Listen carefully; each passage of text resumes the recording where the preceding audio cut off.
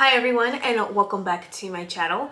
Today's video is gonna be rough. It's gonna be a lot to take in. As I said earlier, we are going to be talking about a heavy topic. We are going to be talking about a video that was done by Dray or Draymus on her, Wake Up With WFABB. It's just another thing that they call them training calls. I say they are just calls to brainwash and manipulate the shit out of you, because honestly, I've been in one of those or two of those calls. It is nothing but the same regurgitated crap that they give you on their reels, their stories. It's not worth your time. But this one in specific, it is so appalling. I don't even know where to begin. I would like to thank Michelle Carpenter for sharing this video and for actually bringing this up to light, because we had no clue that this even existed until she mentioned it on a live earlier this week. And I am going to be watching it on my computer. I am going to be putting a trigger warning before she actually even gets to the topic of discussing or making the egregious comparison between an abundance mindset to that of a Holocaust survivor. Today, we are going to be talking about redirecting. Let me actually start recording. First, oh my God, before we start that, let's drop some gratitude in the chat real quick. Let's drop 3 things that we're grateful for in the chat. What is she, Boss Lee now? Rising. I am grateful for my social media community that is always supporting me, always backing me up, always like, they're just the best, okay? I am grateful for clean drinking water that is always accessible to me. I never had to worry about clean drinking water. I'm grateful for my comfy bed. You know, it's like a love-hate relationship because it makes you want to stay in there all day. But I am grateful for, what else y'all grateful for? I am grateful for being able to buy anything I want at a grocery store. I am grateful for being able to work from anywhere and book flights and wow, my lash fell out. But I'm grateful for that. Let's see what y'all are grateful for. Lisandra's grateful for her health, for her bank account. Natalie's grateful for her discipline. So y'all heard what she is thankful for, right? And some of the other people that were on this live or even just Zoom call were thankful for. The things that they were grateful were for things that are it's giving much classism, very elitist, very privileged, in my opinion. I could be very much nitpicking here, but it's my fucking channel. Deal with it. So she is thankful for her, what did she mention? A comfy bed. Not just a bed, but a comfy bed. There's a lot of people out here who are homeless, don't have a home, that would be grateful for just a plain old bed. There are people who don't have access to clean water. The fact that you have access to water in general is very much privileged, all right? We don't have to go as far as any other parts of the world. We can literally just go to the state of Michigan, Flint, Michigan to be exact, where people have not had, clean water in God knows how many fucking years. And this is America, land of the free, land of like where your American dreams are all possible. It's a whole different topic for a whole other video. Things like that. She's thankful for her social media. She's thankful for her flight, being able to book a flight to go anywhere. Thankful for her bank account. I think it wasn't even her that mentioned that, but it was just somebody in the chat. Those are things that are very much privileged, right? It's not like anybody can just go and book a flight and go anywhere. There's people with money that can go and do that. So that's very privileged in and of itself, and it's always relating back to money, image, wealth. It's never really something like, oh, I'm thankful for my health, I am thankful for my family, things like that. No, it's always something that is going to be a flex. Hope is grateful for cooler Florida weather. Okay, well, I'm reading back for the humid ones. Aixa is grateful for waking up today. Viviana is grateful for this amazing community and for self-awareness.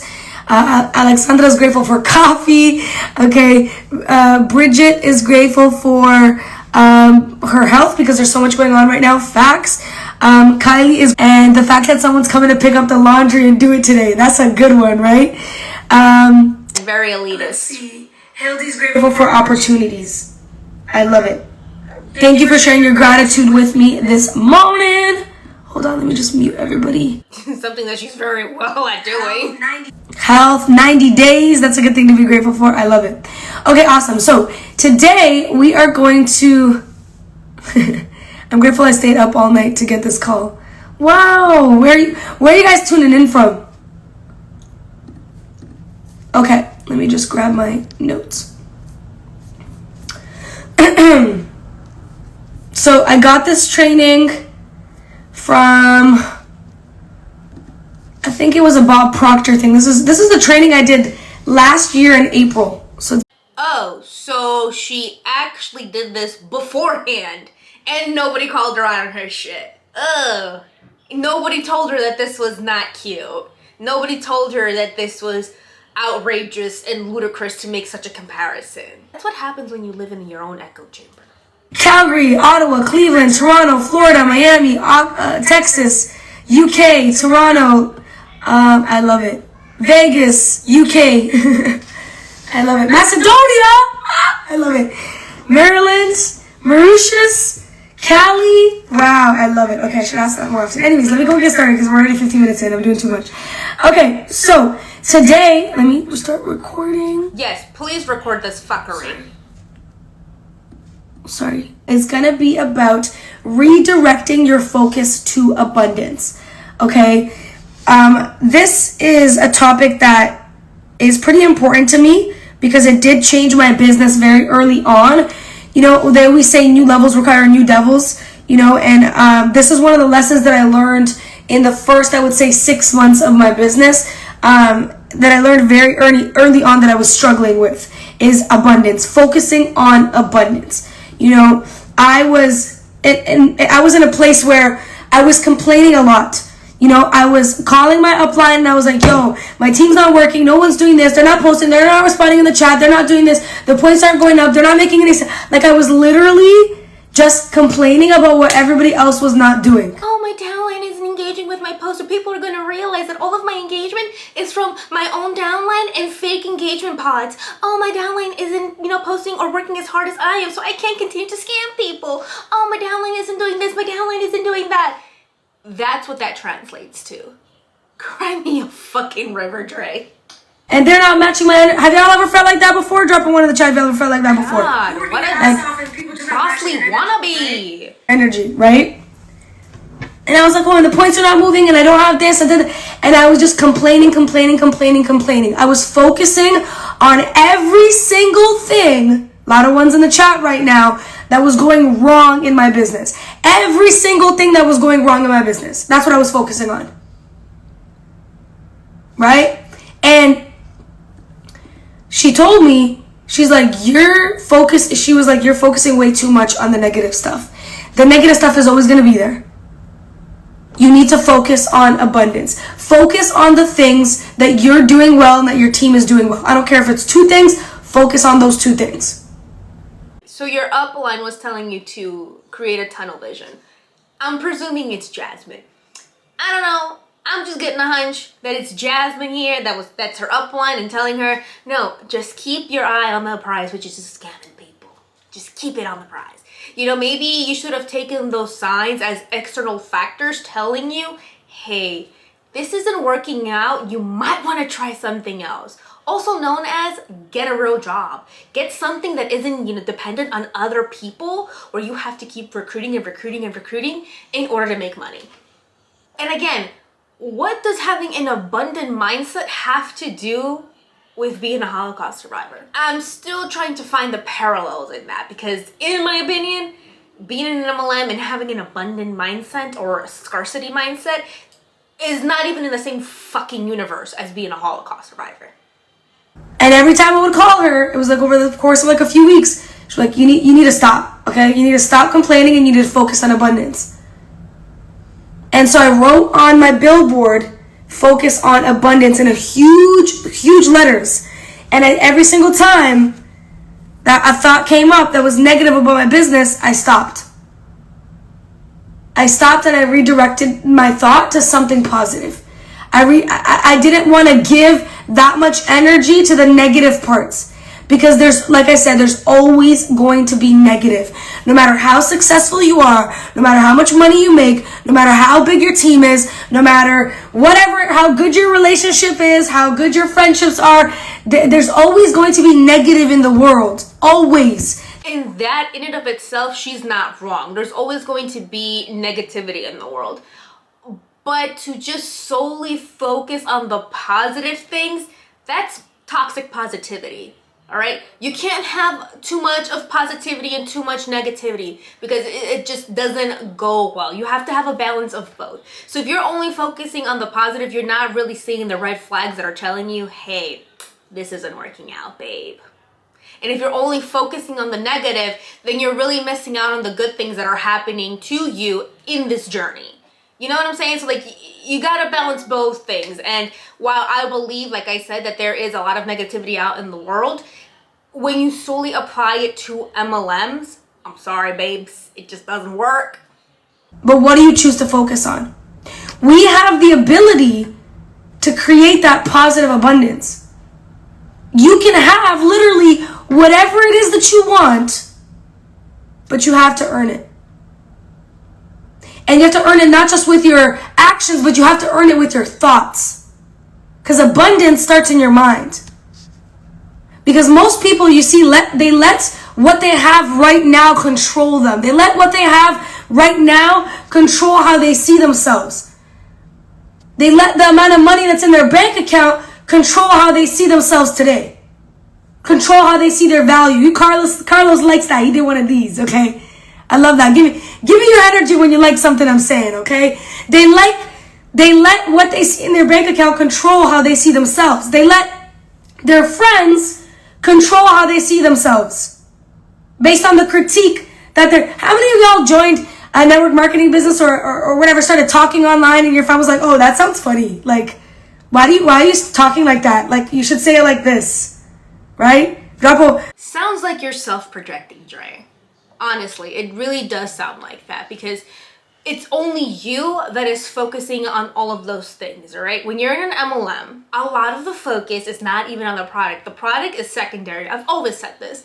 So the main focus is the opportunity, the lifestyle. How many times have we seen these girls, not just WFABs, but anything like the Alpha Project, the Impact, or whatever else they have, like really lousy team names, like why? I don't even know. But all of them really just focus on what they can provide in a lifestyle form, if that even makes sense. But basically, you know what I'm saying? It's just showing you what you can attain basically by joining this team. Whether it's free trips, a car, a bag, you know, very materialistic things. Nothing that is really, you know, if she's really talking about abundance, it's gonna fulfill your soul, you know? So that sounds like a you problem, Dray. That sounds like you're the one that's putting all of her self-worth in all of these material things. What bag can you get? What trip is gonna make you look cool or attract people to come and join your scam? You know, things like that. Drop a one in the chat or put a hand up. All of a sudden, this person who don't even talk on their social media is telling me that I sound funny. Okay, let me hear you, Bob. Let me hear you on your stories. You know what I mean? And they're like, shit, do I sound weird? Do I sound dumb? Am I doing too much? Am I like, and you start questioning yourself. I know that's happened to a lot of you guys. Just because a person has 300 followers doesn't mean that they can't see the red flags of you talking online about an MLM and shelling out their products, right? A person can have well over 100,000, even 1 million subscribers or followers on any social media platform, and it still doesn't make them a social media expert. There's many people out there in the world, just on social media itself, where they have all of these social media courses, and I can count with my hands how many people have taken those courses and have actually gone and gotten like a lot of subscribers or followers from that. Just because it worked for you doesn't mean it's going to work for everybody. But again, this is all tying back to putting the person's self-worth on material things, and that's never really going to be fulfilling to your soul or to your spirit. All of a sudden, your friends with 300 followers who never post on their stories are social media experts, right? You know what I mean? They don't understand that you gotta start somewhere. You gotta start somewhere. And they're just triggered by the fact that they couldn't do it either, right? They couldn't do it either.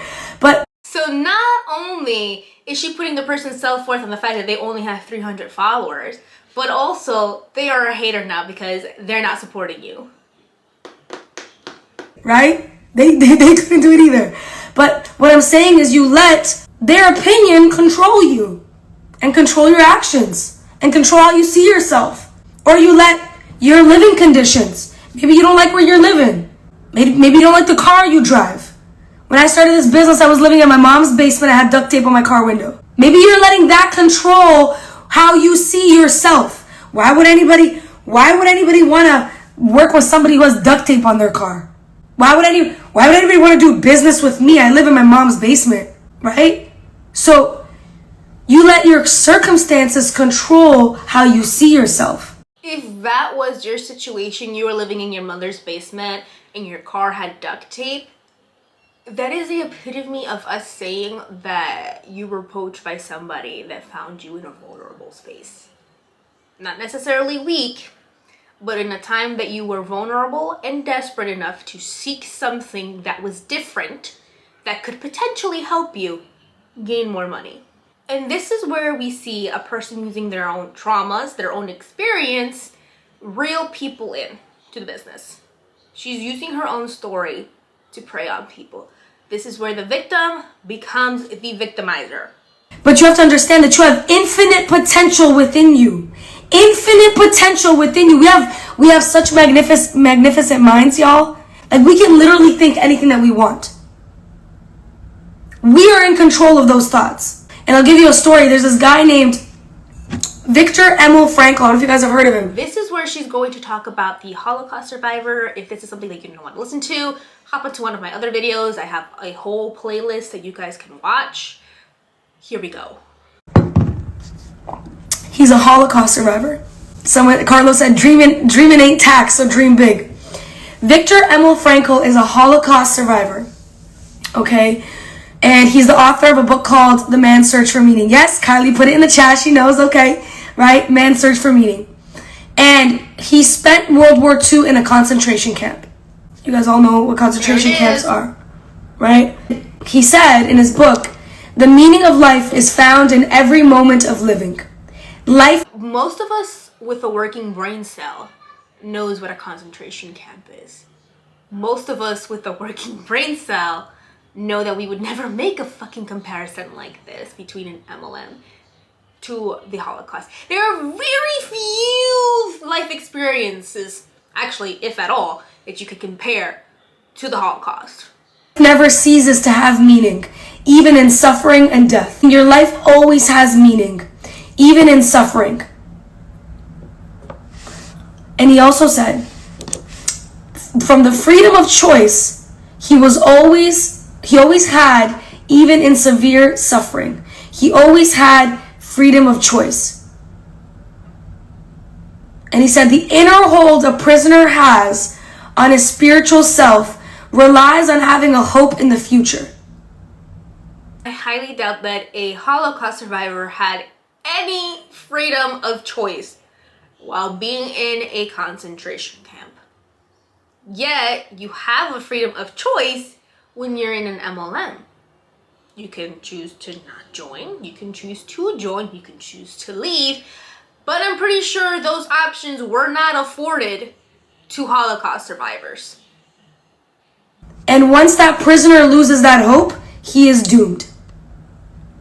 He was a prisoner and his eye was on the future. His eye was on abundance. He did not, like, regardless of all of the intellectual and physical abuse that he was subjected to. He was literally treated like a dog, like a hound, right? Regardless of all of the abuse that he was subjected to for years in the concentration camp, you know what he said? He said no one could cause him to think. His eyes were not on abundance. His eyes were literally on the fact that he just wanted to survive. He wanted to make it through the next day. He wanted to make it through the next minute. He was trying to survive, not trying to make a scam work for him. You're literally comparing, even though you didn't specifically say it, because then she says it in a DM that my friend Karina sent her, which we'll get later on to this video, comparing the mindset of a person surviving the Holocaust versus the mindset of the people in your team of an MLM company. You're literally comparing the struggle, the torture, the starvation, the death, and the trauma that this person went through, and the determination that they had in order to make it out of there alive, versus the determination in order to make a pyramid scheme work for you. Not for your downline, for you. This is manipulation. Faith manipulation, it's emotional manipulation. It is everything but a positive inspiration. The fucking caucasity of it all. And yes, I'm using caucasity because even though she's white, she is still colonizing oppression. She has a colonizer mindset and is colonizing oppression and using that simultaneously to be a positive message so that her downline can be inspired and like keep putting all the work and the effort and make her money. Disgusting. Something that he didn't want to think. That shit blew my mind. He was literally in a concentration camp and he said they could abuse me, they could hit me, they could beat me up, they could starve me, they could, they could abuse me in all these ways, but they cannot tell me what to think. They cannot control my thoughts. That's the only thing that I can control no matter what. So he didn't allow anyone to control his thoughts. So during his time in the concentration camp, he had every single reason. I love how she's explaining the Holocaust and the treatment in concentration camps for Jews and gypsies and disabled and homosexuals in those concentration camps as something as if a lot of people don't know. Granted, the American education system is abysmal, but I'm pretty sure that a good percentage of the people in this call would know what the Holocaust is and what happened in those concentration camps. She keeps bringing up he was treated like a dog, he was treated like a hound. I'm gonna stop you right there because the dogs in those concentration camps were treated better than the prisoners in there. They were treated better than the Jews and the gypsies and the homosexuals and the disabled in there. They got meals. They weren't fed broth every single day. Well, not every single day, every other day or every other week. They were bathed. They were clothed. They had somewhere decent to sleep in. The same could not be said for those that were in concentration camps. In fact, those same dogs were used to torture those prisoners there. Let that sink in. You can find countless and countless of Holocaust survivors, and you will see, I could bet you, like 1 out of 5 will have a story where a dog was involved in their torture.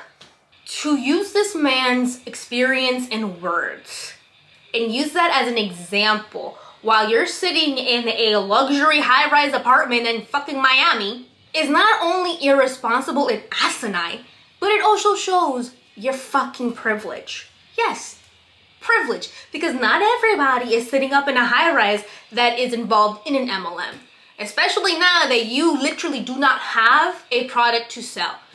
Your product, as I'm gonna quote you right there, your product is money. And that in and of itself is a scam.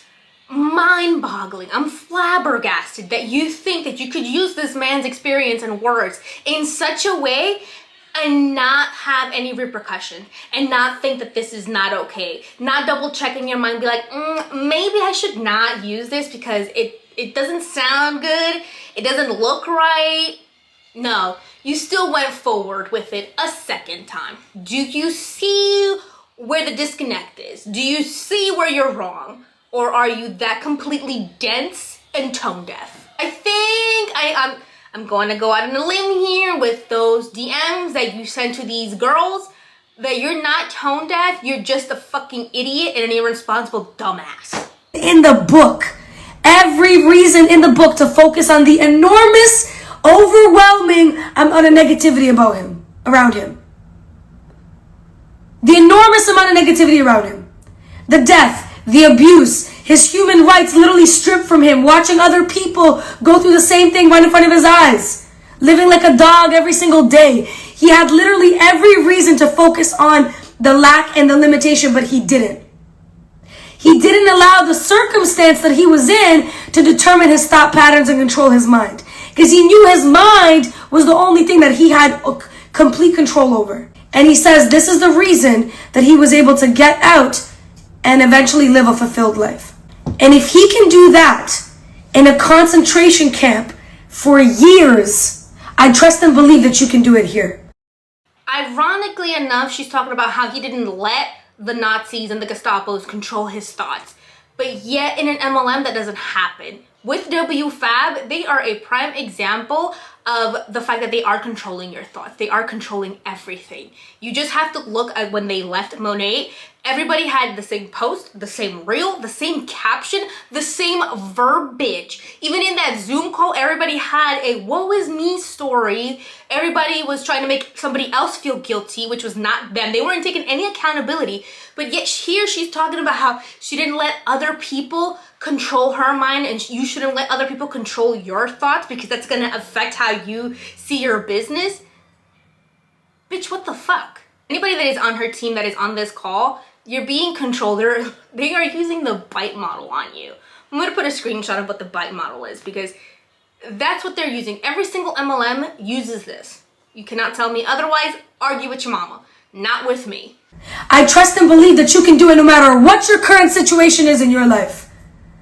I trust and believe that you can do the same thing for your life, for your happiness, for your business. Again, you comparing somebody trying to survive the concentration camp and survive the Holocaust is not the same as you trying to make a business work for you. They're talking about an MLM company as if everybody else were Nazis, were just trying to torture them, and it's not one and the same. You're comparing apples to oranges. Shit, they're not even in the same universe. But here you are making this bullshit narrative, this bullshit comparison, and when Jews call you out on it, you're like, sorry, not sorry. To not allow the negative circumstances that you currently have in your life to determine your thought patterns. To not focus on the lack and the limitation. Activity on the lack. And guess what? You will become whatever it is that you think about most. If you keep thinking about the people that don't show up, you're literally attracting more people that don't show up. If you keep thinking about the people that leave you on red, you're literally asking the universe, yo, send me more people that's gonna leave me on red. You become what you think about most. So what do you spend most of your time thinking about? And this might trigger some of y'all. Do you wake up in the morning and do your gratitude one time, and then for the rest of the day, spend your time thinking about lack? Spend your time thinking about the things that go wrong. Spend your time thinking about the things that you don't have. Because you said your little gratitude in the morning. Again, that sounds like a you problem. That sounds like a person that is in an MLM problem. Because I certainly don't have to worry about that. I certainly don't have to think about it. And I'm pretty sure everybody else that's not in an MLM ever thinks about those things, but you do. You did your little 5-minute gratitude, and then the rest of the day, you're focusing on the things that you don't have. Y'all got me hype over here. I'm like on the side of my chair. Right? How many of us do that? How many of us are guilty of that? Put a 1 in the chat if you ever been guilty of that. But I did my little gratitude. What about the rest of the day? Right? If you look at what you have in life, you will always have more. Think about when you start doing that abundance. You start thinking, damn. She's literally talking about the law of attraction here, which by definition is the law of attraction works universally on every plane of action, and we attract whatever we desire or expect. And that doesn't work with an MLM, sweetie. 99% of people don't make any money.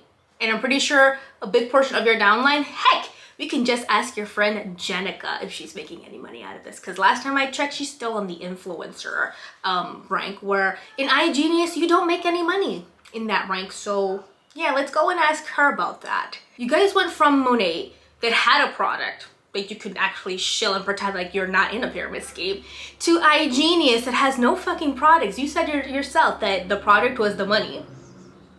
That's a pyramid scheme. I got hands that work. Damn, I got clean drinking water. Damn, I got 10 toes. You just start thinking of random shit that you didn't even realize that you had. You're like, damn, I got a bed. I got clean sheets. I got money to buy any food that I want. And then you start thinking about, oh, damn, like 10 toes, but I only have 9. I forgot about that. I forgot about that I only have 9 toenails.